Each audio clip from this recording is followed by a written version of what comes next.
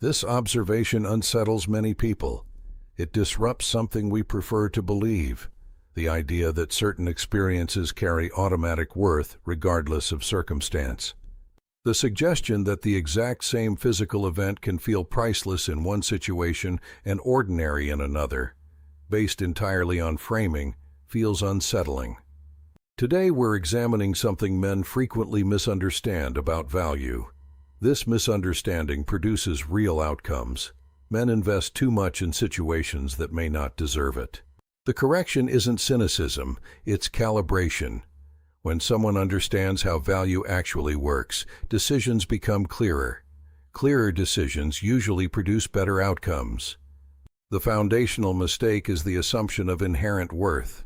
Many believe intimacy carries built-in importance, something sacred simply because of its nature, something automatically meaningful. But this assumption doesn't survive careful examination. The physical mechanics are identical, the meaning is not.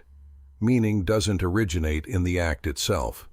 Meaning emerges from everything surrounding the act, the relationship, the history, the emotional connection. The deeper significance exists in the framework attached to it.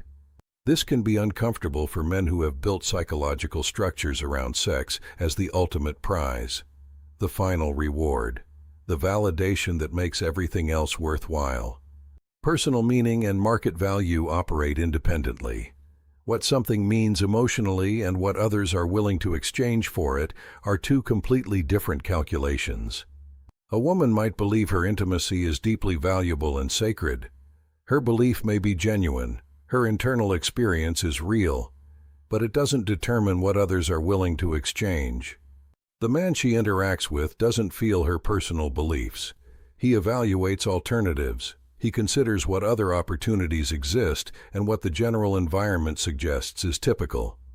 She is measuring personal meaning. He is measuring available alternatives. Conflict becomes almost inevitable when these two measurements diverge so dramatically. Neither person is necessarily wrong. Every human interaction contains elements of exchange. Time traded for attention, emotional energy traded for connection, resources traded for access. Discomfort doesn't erase this reality. Negotiation occurs whether anyone labels it negotiation or not.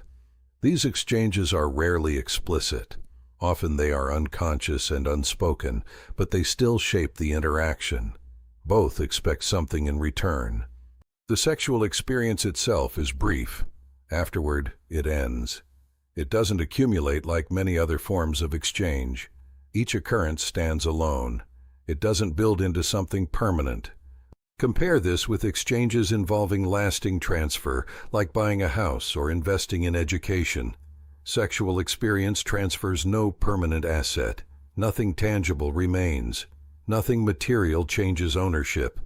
Scarcity creates value. Diamonds are valuable partly because they are limited. If diamonds were as common as gravel, their value would likely resemble gravel, regardless of how beautifully they sparkled. Sexual experience, from an availability standpoint, is not scarce. In modern dating, applications provide access to many partners. No single instance stands out purely based on availability, yet narratives treat it as rare. Earlier eras contained stronger restrictions and religious traditions that elevated intimacy to sacred status. Marriage functioned as a gatekeeping structure to maintain artificial scarcity. Scarcity supported higher value. Today, those restrictions have weakened in the name of personal freedom.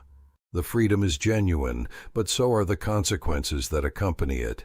Decisions must be made with calibration and clarity.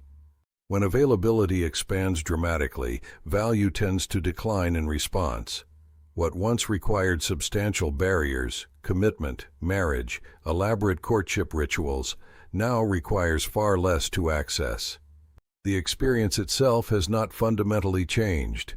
What has changed are the conditions required to reach it, and access conditions largely determine exchange value. Consider the familiar scene inside a pawn shop. A man arrives carrying his grandfather's watch. To him, the object represents far more than metal and machinery. It contains decades of family memory, personal attachment, and emotional significance. In his mind, its value reflects everything the watch symbolizes. He expects that emotional weight to appear in the offer he receives. The pawnbroker examines the watch and offers only a fraction. The pawnbroker is simply evaluating the watch without the sentimental attachment. As a mechanical object with resale value, the watch is worth approximately what similar watches sell for in the market. The grandfather's history does not alter the resale price. The gap between felt value and market value can be painful. The man wants his emotional experience to translate into economic reality. But emotional meaning and market value operate in different domains. One does not automatically convert into the other. When this dynamic is applied to intimacy, the same pattern appears. A woman may sincerely feel her sexuality is precious, but the person evaluating whether to meet her expectations does not experience those emotions. He evaluates by comparing alternatives. The collision between sentimental valuation and market-based evaluation produces predictable friction. She may feel offended.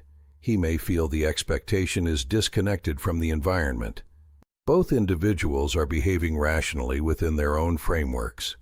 The spiritual interpretation of sexuality introduces another layer worth examining. For centuries, religious traditions elevated union into something sacred. Physical intimacy was described as pathway to transcendence, yet the sacred framing contains an internal tension.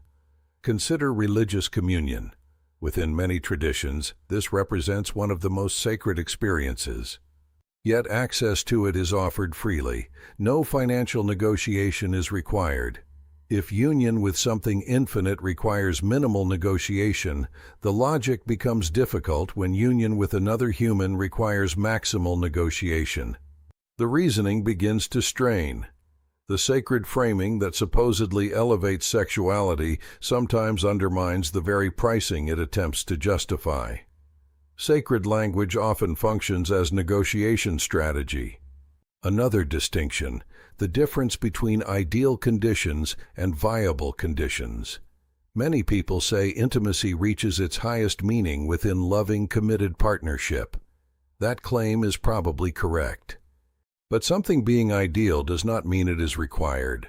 An analogy with food helps clarify. The best meal you will ever eat involves people you care about and an environment that enhances the moment. But does that mean eating alone at a desk is wrong? Does it mean that meals failing to meet ideal conditions should never occur? The answer is obviously no. People eat for many reasons. Sometimes it is simply fuel. Sometimes convenience, stress relief, or pleasure. Human behavior rarely exists only under ideal circumstances. Life contains many functional conditions between ideal and unnecessary. Not every meal needs to be a grand celebration to be valid. Insisting that every meal resemble a holiday feast would make ordinary living impossible. The ideal conditions, deep love and commitment, represent the most fulfilling version. Yet human beings operate across a broad spectrum of motivations. Convenience, pleasure, stress relief, and habit all influence behavior. Not every encounter emerges from perfect circumstances. Human motivations are complex.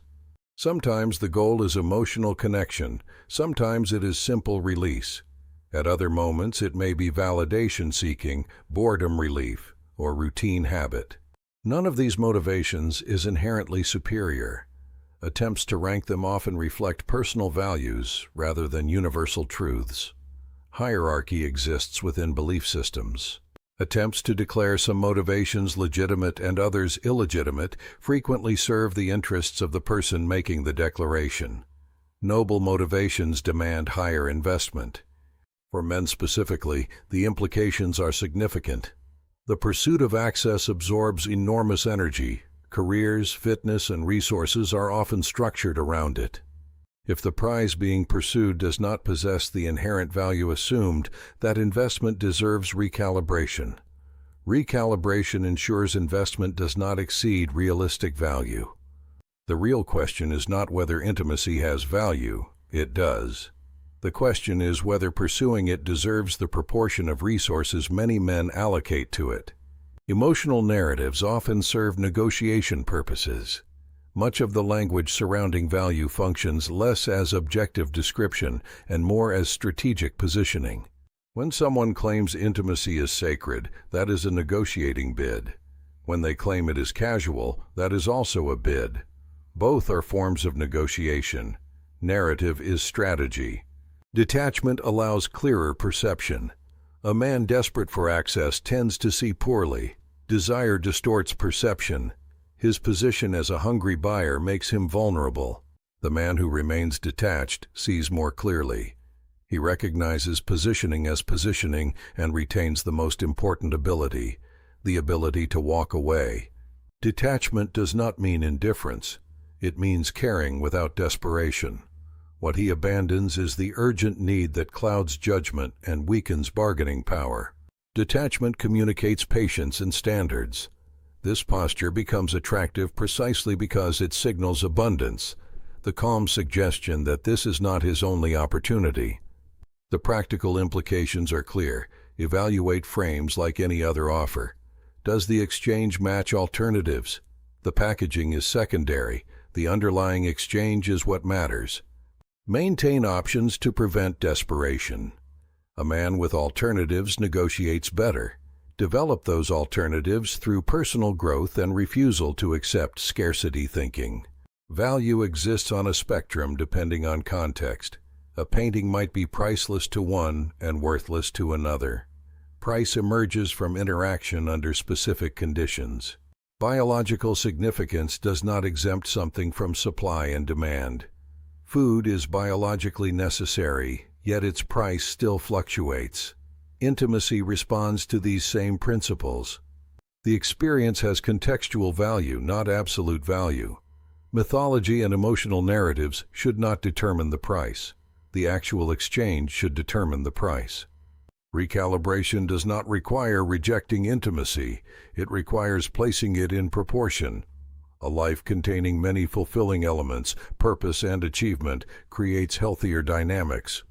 Ironically, the man whose life does not depend on access often attracts it more easily. Abundance attracts. Desperation repels. Clarity consistently produces better outcomes. Understanding the distinction between context and myth allows decisions grounded in reality, and decisions grounded in reality usually lead to better results.